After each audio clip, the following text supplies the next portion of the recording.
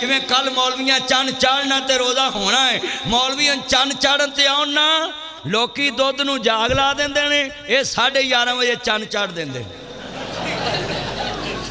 बोलो अजे तो शुक्र मौलवियां को हुकूमत नहीं आई, नहीं तो खरे किन्ने को चंद चाढ़न। अजे तो सिर्फ चंद की हुकूमत है मौलवियां को।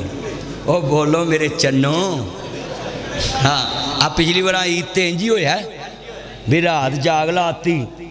बोलो बीबियां ने दुध नूं ते 11:30 ते सवेरे बंदे आखन खीर नहीं पकाई ते बुढ़ियां आखन दही नूं जाग ला ली सी। मौलवियां नूं कहो भी खीर दी भी गई। उंज घाटा मौलवियां नहीं पिया, मिठे का घाटा फिर मौलवियां नूं पिया ना।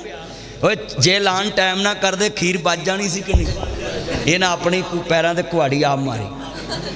मैं सच्ची गल कर रहा, मैनू गल भुलती नहीं होंदी। मैं वेख्या पिछली बार तो हुण मैं जिथे लिया के गल समझाउणी एवें ना कन्नां नूं सुन के आख्या करो ये नबी पाक नूं अपने वर्गा मनदे, वड्डे भरा वर्गा मनदे ना।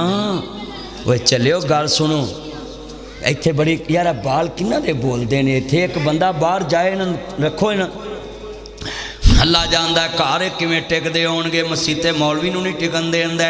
अल्लाह हदायत दवे अल्लाह सुनने वाला है। नवी मस्जिद बनी है, मैं दस जावांगा आशिकां ने रसूल दी मस्जिद बनी है, मुहिब्बां ने रसूल दी मस्जिद बनी है, एक कमली वाले दे चौकीदारां दी मस्जिद बनी है। जेड़े वाले कमली वाले महबूब नूं मानने वाले असी की मानने सपा बन के खलोना मलैका ने, रामल के बहना नबियां ने। बोलो रामल के बहना जेड़े हजूर दे गुलाम ने उच्ची बोलो, बाकी साढ़े परौने नहीं। सपा बन के खलोना मलैका ने, रामल के बहना नबियां ने। बोलो रामल के बहना चस नहीं आ रही है ना मजमा रामल के बहना। मैं बिहाड़ी तकरीर पिया करा टिब्बे सुल्तानपुर वाल ते मैं एक बाबे नूं कमा बाबा पढ़, बाबा पढ़। बाबा उठ के कहन लगा मौलवी जे असी पढ़ना तेरा स्यापा कद लई कीता। मैं बाबा तू ना पढ़, तू एडा ही अक्या तो ना पढ़। लै भी तुहाडे च नहीं कोई अक्या। हजूर दी नात जिहड़ा पढ़ना ईमान समझदा जरा हाथ खड़े करो हजरा माशाअल्लाह।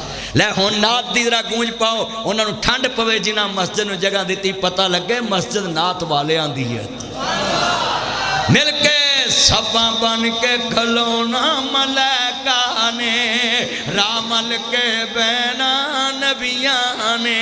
पढ़ो रामल के बहना महबूब दा सारे अरशियां नूं दीदार कराया जाना है, दीदार कराया जाना है। दो राही चल पे फलकां नूं, एक सिदरा तेरे जाना है, एक कोल बुलाया